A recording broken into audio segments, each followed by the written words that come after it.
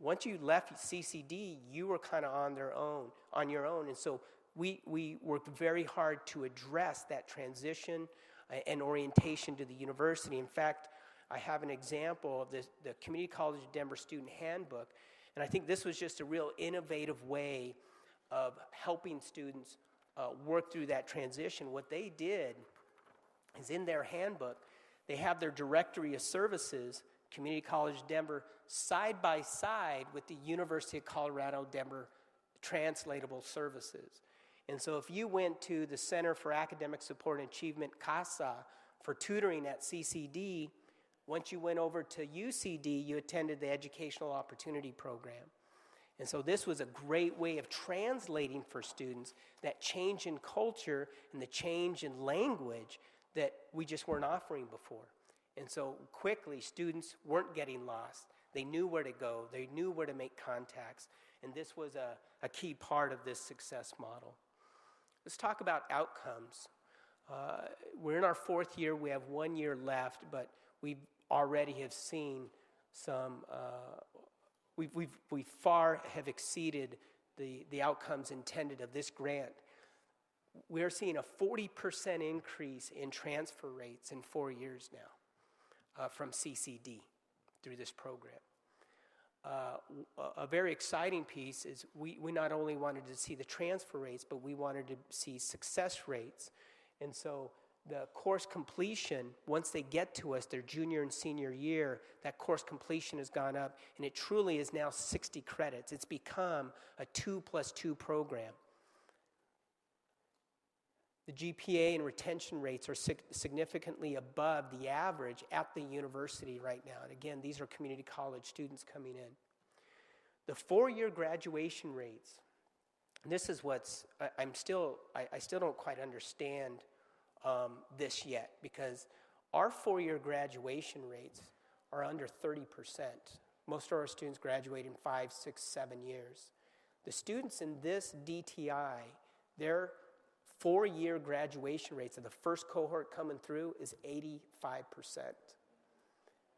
This program has changed the culture and relationship fundamentally between the community college and the University of Colorado Denver. It wasn't a seed money and kind of testing ground. It has changed how we interface and how we work with each other, and it's changed parts of our culture. I think have forever changed those pieces. Let's talk about another Title V program that I was a part of called the Center for Excellence in Learning and Teaching. Again, sounds very similar to what has taken place here a little bit. It was funded between 2000 and 2005. It's a little bit smaller grant, but a lot of money, $1.8 million. At the time, I was the vice president of student affairs at Adams State. There are 3 components, or really 2 components. Another faculty academy that I'm going to share with you, I think really became a national model of faculty academies in terms of what they've done. But then a whole series of student retention initiatives that really led to national recognition for Adams State. In 2007, the American Association of State Colleges and Universities recognized Adams State because of the change of graduation rates they had over 5 years, among the highest in the nation. And I'm going to share with you what I think were the components of that success right now. Clearly, Title V was a catalyst for institutional change at Adams State during this time. It set the stage for all this other work to happen. The Faculty Academy is a 2-week summer institute. The first week is focused on cultural programming. So what they do with faculty for a whole week, they really they study their own background, where they're coming from, their own frame of reference, how they were educated, how they studied, how they were trained, and looked at to what degree does that connect with how my students, their background, how they're trained, and how they think about learning. We oftentimes would have a student, say from Michigan State, did their graduate studies and say, well, this is how they taught me at Michigan State.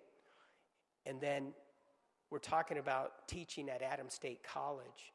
And so we really challenge students to think about their instructional strategies and how they were taught to teach and put it in a culturally relevant context for, in fact, who they were teaching. And I'll tell you, there was some deep conversations that faculty were having that changed their entire view about teaching and instruction and contextualizing that within institution. It wasn't about lowering standards. It was about making appropriate standards for institutions. And there's a big difference in that conversation. The second week had to do with pedagogy. And once again, we brought in instructors from all over the country and really focused on, we wanted our faculty, it was a presidential mandate. He wanted to ensure that our faculty were the best teachers in the state. It's kind of a mantra of his. And so we brought in instructors, experts from all over the country to help our faculty through this. Over 5 years, 80% of all of our faculty at the institution went through this faculty academy in the Summer Institute. Talk about changing the institution and the instruction and culture of the entire school. That's what Title V did at Adams State College. Part of the faculty academy had to do with this kind of thread, this concept of learner-centered principles. Again, we were promoting active teaching strategies, and so we had every faculty, and maybe some of you have read about the assessment of learner-centered principles, the ALCP. Barbara McCombs at the University of Denver developed it.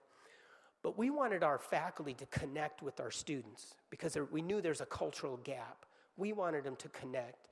And so the ALCP, what it does is it assesses by perception to what degree faculty believe they're using active teaching strategies.